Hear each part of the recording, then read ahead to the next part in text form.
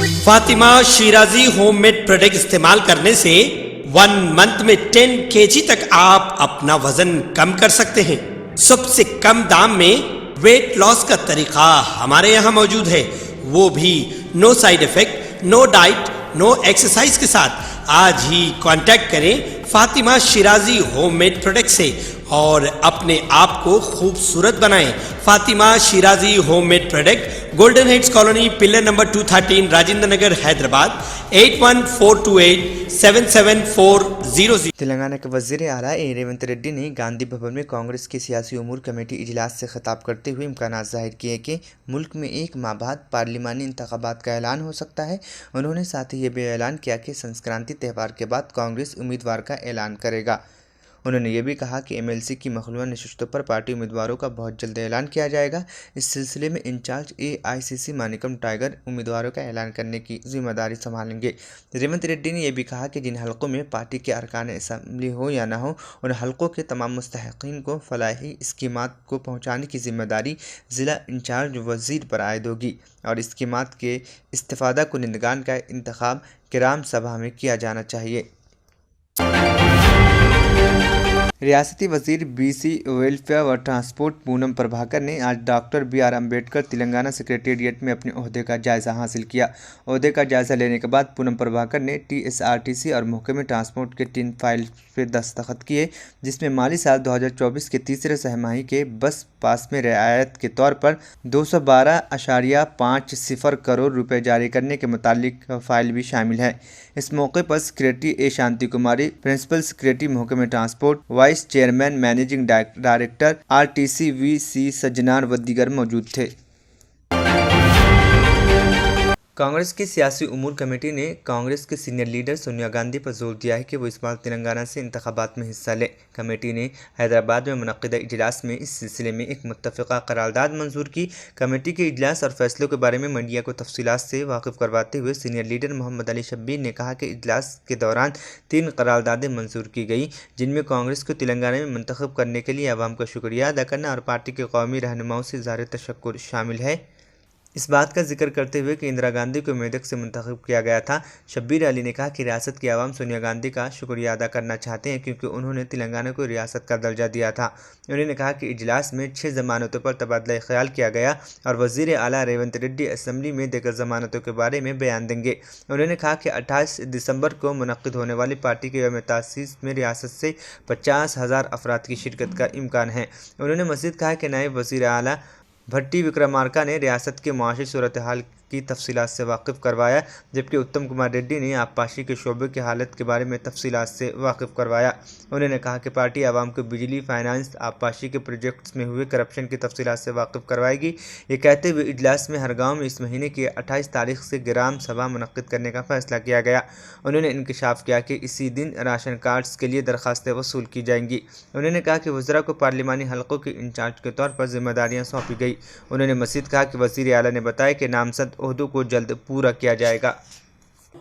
ఆమె ఒక ఉపన్యాసంతో తెలంగాణ ఇచ్చినాను, ఇలాంటి తెలంగాణ కాదు, నేను మీ యొక్క తెలంగాణకు కోరుకున్న కోరిక మేరకు ఈ తెలంగాణ పని చేస్తలేదు, నేను నిజమైన తెలంగాణ మీరు ఏ డ్రీమ్ చూసినారో దాన్ని అమలు చేయాలంటే కాంగ్రెస్కి ఒక అవకాశం ఇవ్వమని చెప్పినందుకు ప్రజలు ఆకర్షాయి మరి తెలంగాణలో కాంగ్రెస్ పార్టీ తీసుకొచ్చినందుకు మరి ఇలా మా యునానిమస్గా తీర్మానం చేసి శ్రీమతి సోనియా గాంధీ గారికి తెలంగాణలో లోక్సభలో పోటీ చేయాలని యునానిమస్ తీర్మానం చేసి ఈ యొక్క ఉత్తరం కూడా రాసి అక్కడ హైకమాండ్ ఖర్గే గారితో రిక్వెస్ట్తో సహా సోనియా గాంధీకి రిక్వెస్ట్ చేయబోతున్నాం, దయచేసి మీరు తెలంగాణలో పార్లమెంట్ ఎలక్షన్ పోటీ చేయండి.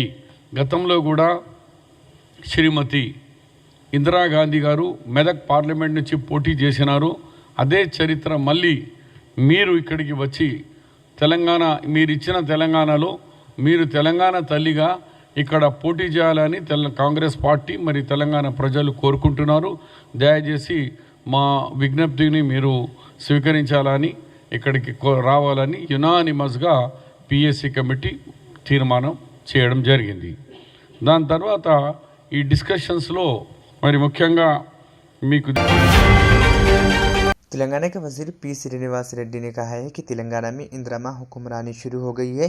उन्होंने वाजे किया कि हर वादे को पूरा किया जाएगा। नकरीकर हलके में कांग्रेस के मकामी लीडरों ने रैली निकाली। इस मौके पर वजीर मौसूफ ने कहा कि जनवरी 2024 में हर बेघर गरीब को एक डबल बेडरूम मकान दिया जाएगा। उन्होंने निशानदेही करते हुए कहा कि रियासत में कांग्रेस बरसर इक़्तिदार आने के साथ ही वज़ीर आला ने 6 ज़मानतों पर अमल के सिलसिले में इक़दाम शुरू कर दिए हैं। उन्होंने कहा कि वज़ीर आला ने उन्हें अहम कलमदान सौंपे हैं, ये कहते हुए कि हमारी सारी तवानाई रियासत की तरक्की के लिए इस्तेमाल की जाए। उन्होंने कहा कि बदौनवान KCR ख़ानदान की गिरफ्तारी अमल में लाई जाएगी।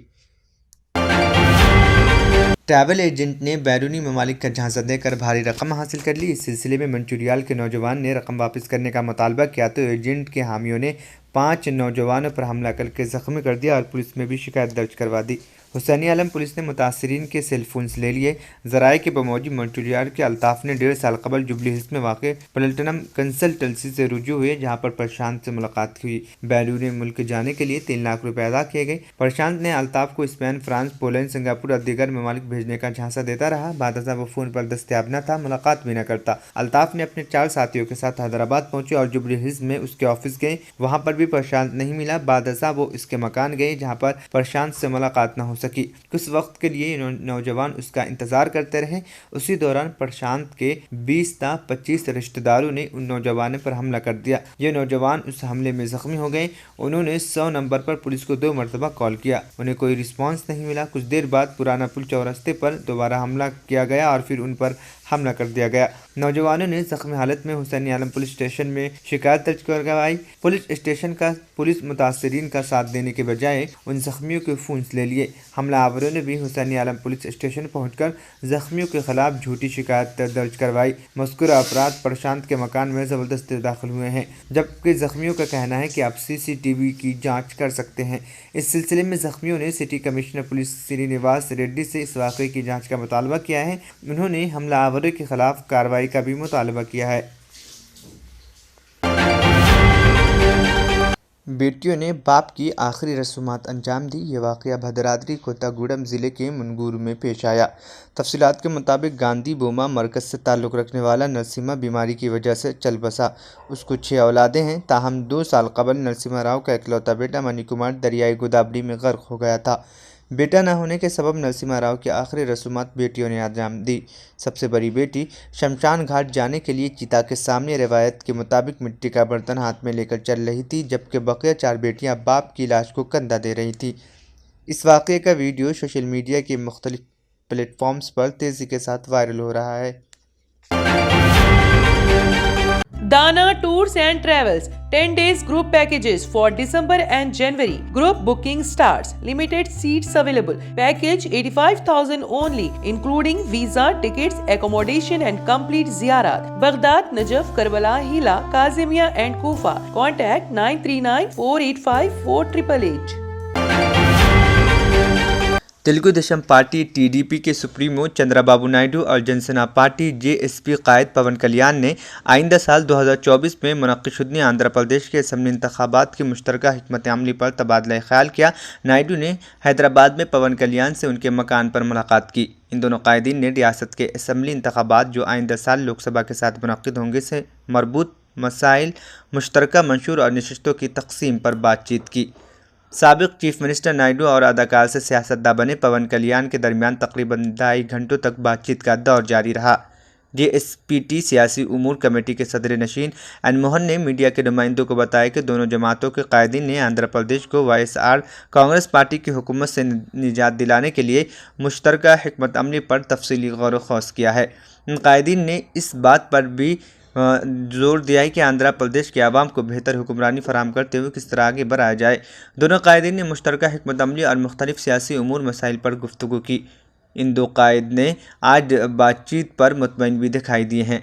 पवन कल्याण ने 13 दिसंबर को राजमंदिर जेल में चंद्रबाबू नायडू से मुलाकात के बाद असम्बली के मुजव्वज़ा इंतखाबात तेलुगु देशम पार्टी से इत्तेहाद करने का ऐलान किया था। अगरचे JSP BJP की ज़ेर क़यादत NDA का हिस्सा है, मगर इसके बावजूद पवन कल्याण ने रियासत में TDP के साथ इलेक्शन लड़ने का फैसला किया है। పవన్ కళ్యాణ్ గారి నివాసానికి మాజీ ముఖ్యమంత్రి తెలుగుదేశం పార్టీ చంద్రబాబు నాయుడు గారు సుదీర్ఘంగా 2.5 గంటల సేపు భవిష్యత్తులో ఎన్నికల వ్యూహం పైన ఆంధ్రప్రదేశ్కి ఒక చక్కటి పరిపాలన అందించడానికి ఏ విధంగా వైఎస్ఆర్సీపీ విముక్త ఆంధ్రప్రదేశ్ కోసం కలిసి పనిచేయాలో దానికి సంబంధించిన వ్యూహాలు, రాజకీయ అంశాలు, అదేవిధంగా పార్టీ పరంగా సంస్థాగతంగా మేము చేసుకోవాల్సిన కొన్ని నిర్ణయాలు, ఆ బలోపేతం కోసం సుదీర్ఘంగా చర్చించారు. తప్పకుండా ఆంధ్రప్రదేశ్ ప్రజలకి మంచి భవిష్యత్తు ఉండే విధంగా ఈ చర్చలు చాలా సంతోషకరంగా జరిగినాయి. భవిష్యత్తులో కూడా అన్ని కార్యక్రమాల్లో ఇరు పార్టీల క్యాడర్ నాయకులు కలిసికట్టుగా విజయం సాధించి రేపటి రోజున మంచి ప్రభుత్వం, మంచి పరిపాలన అందించే విధంగా తగిన చర్యలు తీసుకుని ముందుకెళ్తామని ఈ సందర్భంగా ఇరు పార్టీల నాయకులు ఈరోజు నిర్ణయించుకున్నారు. मारूफ बुजुर्ग अदाकारा तनुजा की अदालत के बाद अस्पताल दाखिल कराया गया है। तनुजा अदाकारा काजोल की मां है। तनुजा मुंबई के एक अस्पताल में ज़ेर इलाज है। इत्तलात के मुताबिक अदाकारा को अमर तिब्बी से मुतालिक मसाइल के बाद 17 दिसंबर की शाम एक निजी अस्पताल में दाखिल कराया गया था। ज़राए ने बताया कि 80 साल तनुजा को जुहू के एक अस्पताल के ICU में दाखिल कराया गया। वह ICU में है। उनकी तबीयत मुस्तहकम बताई जा रही है।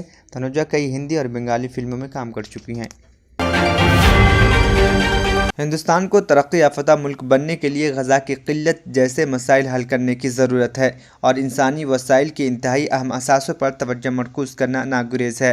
RBI के साबिक़ गवर्नर रघुराम राजन ने Indian school of business ISB में उनकी मुश्तरका तसनीफ़ करदा किताब पर एक तबादला ख्याल सेशन में कहा कि मुल्क में ग़ज़ा की क़िल्लत का मसाला दरपेश है, तो ऐसे में हिंदुस्तान किस तरह तरक्की याफ्ता मुल्क बन सकता है। उन्होंने कहा कि 2047 तक हिंदुस्तान की तरक्की याफ्ता अमीर मुल्क बनने का निशाना मुकर्रर किया गया था। इस पर वो मिसाल के तौर पर कह रहे हैं कि मैं आप 2047 तक हिंदुस्तान की तरक्की याफ्ता अमीर मुल्क बनने का मसाक कर रहे हैं, क्योंकि मुल्क में आज तक 35% ग़ज़ाइयत की कमी है। ऐसे में आप किस तरह ये कह सकते हैं कि 2047 तक हिंदुस्तान तरक्की याफ्ता मुल्क बन पाएगा। उन्होंने कहा कि 10 साल की उम्र के बच्चों जो ग़ज़ा की क़िल्लत जैसे मसाले से दो चार हैं को मजदूरी के लिए मजबूर किया जा रहा है। उन्होंने बड़े पैमाने पर तरबियत फराहम करते हुए मुल्क में इंसानी सरमाई निगाहदाश्त की ज़रूरत पर जोर दिया।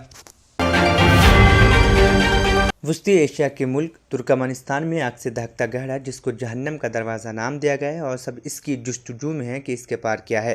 1960 की दहाई में हादसाती तौर पर नमूदार होने वाला जहन्नम का गहरा अवामी सतह पर 1971 में पहली बार मंजर-ए-आम पर आया, जिसके बारे में दहाइयों से मफरूज़ों पर मबनी कहानियाँ और अफवाहें गर्दिश करती रहती हैं। हर साल दुनिया भर से बड़ी तादाद में सयाह इस आग से दहकते गहरे को देखने और साइंसदान तहक़ीक़ के लिए तुर्कमेनिस्तान आते हैं, लेकिन निस्फ सदी से ज़्यादा अरसे से ये गड्ढा बैक वक्त साइंसदानों और सयाहों के लिए मुअम्मा बना हुआ है। जहन्नम के दरवाज़े का दर्जा हरारत 1000 डिग्री सेंटीग्रेड से ज़्यादा है और तुर्कमेनिस्तान की हुकूमत गुज़िश्ता कई दहाइयों से इसमें लगी आग को बुझाने की कोशिश कर रही है, लेकिन इसमें उसे अब तक कामयाबी हासिल नहीं हो सकी है। गैर मुल्की तहक़ीक़ी इदारों के मुताबिक जहन्नम का दरवाज़ा कहलाने वाले इस गड्ढे में कुदरती गैस के ज़ख़ायर मौजूद हैं और ये सन 1971 से लेकर अब तक किसी अलाव की तरह दहक रहा है। नेशनल जियोग्राफिक के मुताबिक गुज़िश्ता तकरीबन 50 सालों में सिर्फ एक ही शख्स इस 1000 डिग्री सेंटीग्रेड के क़यामत ख़ैज़ 230 फुट चौड़े और 100 फुट गहरे में दाखिल होने में कामयाब रहा है, जिसका नाम जॉर्ज कोरिनिसन था। जॉर्ज कोरिनिस 2013 में इस गड्ढे में गैस और मिट्टी के नमूने लेने गए थे। इस ख़तरनाक सफ़र की तैयारी में उन्हें 2 साल लगे और जब इसे जहन्नम के दरवाज़े में उतारा गया तो उसे गैस और मिट्टी के नमूने हासिल करने के लिए सिर्फ 17 मिनट दिए गए थे। Germanten super speciality hospital, doctor Mir Jawad Zar Khan, senior experienced orthopaedic surgeon, bone fracture, joint replacement, hip replacement और स्पाइन सर्जरी कामयाबी से अंजाम दे रहे हैं। इसके अलावा neuro surgery, cardiology, gynaecology, dental, general medicine, dialysis और फिजियोथेरेपी जैसे शोबाजात में इंतहाई कामयाबी के साथ वाजिबी फीस में इलाज किया जा रहा है। शेयरिंग और प्राइवेट रूम्स। अस्पताल में 24 घंटे MRI, CT scan, 2D digital x-ray, ultrasound, operation theatre, ICU और लैब की सहूलत दस्तयाब है। आपकी उम्मीदों के ऐन मुताबिक जर्मनटन सुपर स्पेशलिटी हॉस्पिटल, पिलर नंबर 150, अतापुर, हैदराबाद। तंत्र मंत्र यंत्र के सम्राट బాబా ఆజాం ఖాన్ బెంగాలీ 100% లాభం గ్యారంటీతో పాటు. కొన్ని కారణాల వల్ల మా వారి కంపెనీ బంద్ అయింది.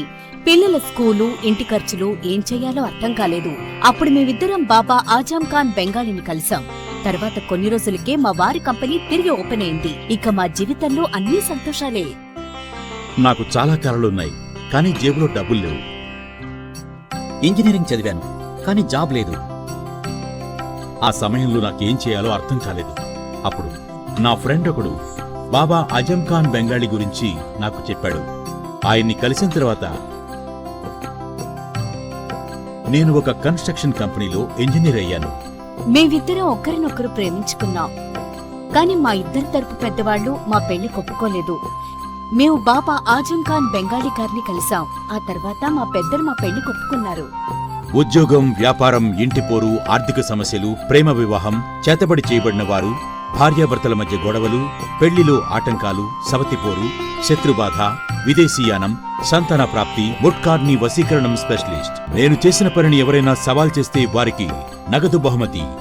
మా address Baba Azam Khan Bengali, Malakpet, Hyderabad. Phone number 9573048697। अगर आपने हमारे चैनल को अभी तक सब्सक्राइब नहीं किया है तो यहाँ पर रेड कलर का सब्सक्राइब बटन दिख रहा है, उसे क्लिक करें और हमारे चैनल को सब्सक्राइब कीजिए और साथ ही साथ बेल आइकन को भी क्लिक कीजिए, जिससे आपको ताज़ा अपडेट मिलती रहे।